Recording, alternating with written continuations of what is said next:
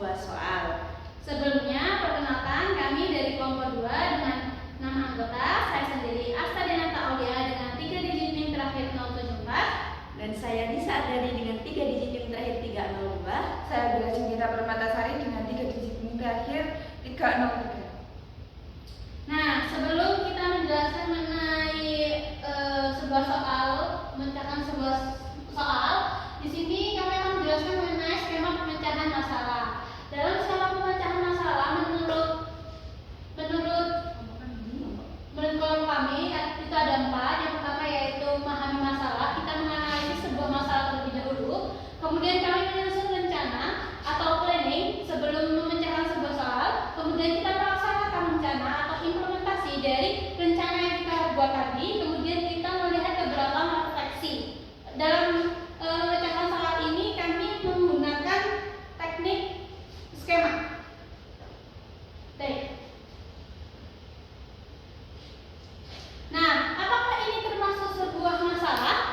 Nah, menurut kelompok kami ini merupakan sebuah masalah karena di sini kami membutuhkan untuk membuat skema seperti yang saya ucapkan tadi.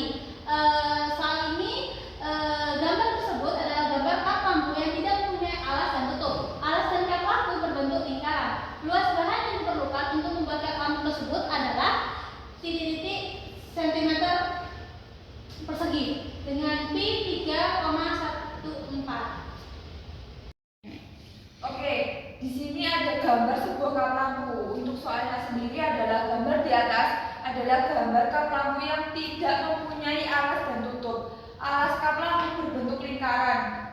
Luas bahan yang diperlukan untuk membuat kap lampu tersebut adalah, kita lihat gambar di sini. Gambar di sini itu kan seperti potongan kerucut ya. Jadi ini kita bisa membuat kerucut yang utuh. Mensketsa kerucut yang utuh. Nah, ini misalkan sebuah kerucut yang utuh. Jadi di sini nanti kita akan menggunakan kesebangunan dengan untuk mencari tingginya itu kita menggunakan kesebangunan. Jadi kita kan sudah mempunyai jari-jari 6 cm untuk kerucut yang kecil dan jari-jari untuk kerucut yang besar ini adalah 12 cm. Jadi kita bisa menggunakan 2 buah jari-jari yang sudah diketahui ini dan 1 tinggi yang sudah diketahui ini untuk mencari sebuah tinggi kerucut kecil ini. Jadi untuk mencari tinggi kerucut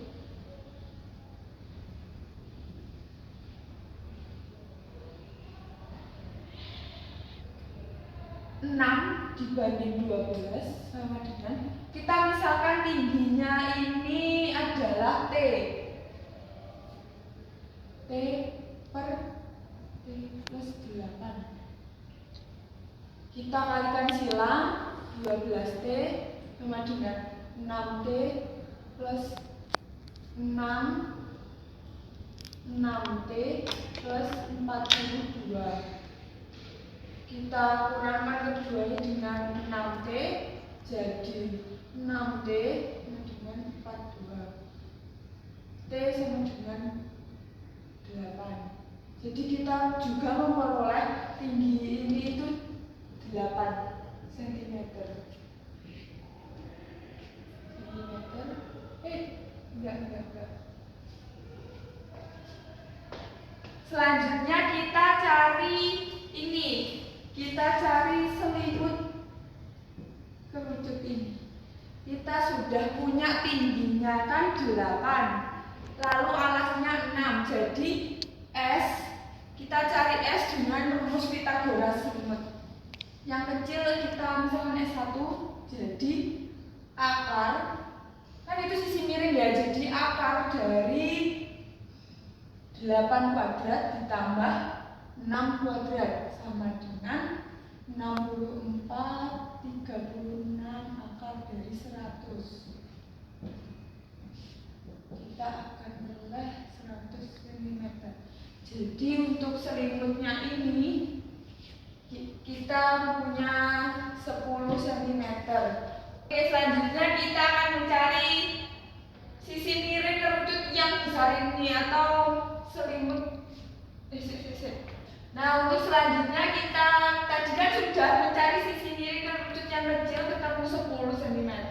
Lalu kita sekarang mencari sisi miring kerucut yang besar ini dengan menggunakan kesebangunan dan perbandingan yang sudah diketahui. Kita misalkan S2 ya, yang sisi miring besar, yaitu dengan menggunakan jari-jari dibanding jari baju besar sama dengan kita tetap menggunakan ini, dan ini kan belum diketahui kisaran kita, misalkan X. Kita kalikan silang 120 sama dengan X. Kita bagi kedua ruas dengan 6 jadi 20. Nah, kita peroleh X-nya 6 dan ini. Nah, langkah selanjutnya kita akan mencari luas selimut kerucut yang kecil. Langkah selanjutnya kita akan mencari luas selimut kerucut yang kecil. Nah, misalkan luas selimut kerucut yang kecil adalah rumusnya kan pi r s. S kecil, selimut kecil 3,14 dikali jari-jari kecil kerucut kecil tadi ada 6, jadi terus sisi miring kerucut yang kecil tadi kita ketemu 10 sama dengan 188,4 cm persegi. Selanjutnya kita cari luas selimut kerucut yang besar.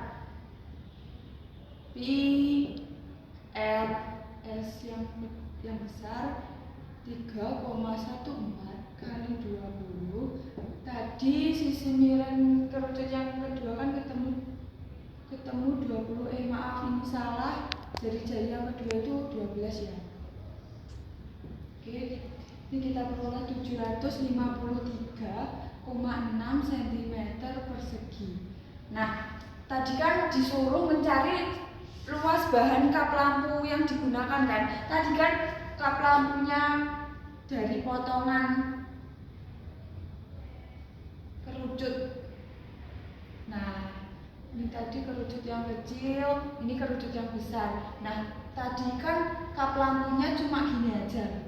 Jadi untuk mencari luas bahan yang diperlukan untuk kap lampu ini, kita akan mengurangkan luas selimut kerucut yang besar dikurangi luas selimut kerucut yang kecil. Jadinya 753,6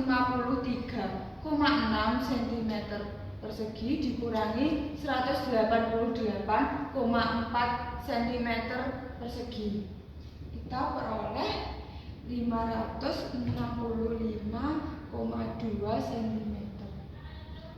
Nah, ini adalah luas yang digunakan untuk membuat sebuah kap lampu dari yang sudah diketahui tadi.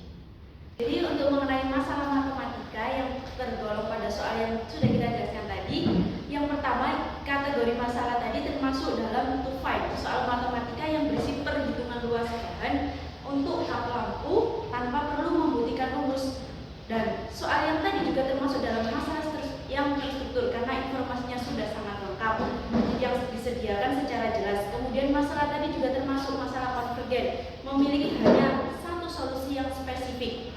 Dan juga masalah tersebut juga termasuk masalah non rutin yang mana memerlukan pemahaman yang mendalam tentang konsep geometri dan penerapan rumus yang tidak selalu muncul dalam soal matematika dasar. Jadi kesimpulan dari materi kita pada hari ini atau penjelasan kita tadi yaitu penerapan strategi pemecahan masalah dalam menyelesaikan soal cerita maupun soal yang susah dalam matematika dapat meningkatkan kemampuan siswa dalam memahami masalah, menyusun rencana penyelesaian dan mengevaluasi hasil. Soal tadi merupakan sebuah masalah yang tidak rutin dan kita dituntut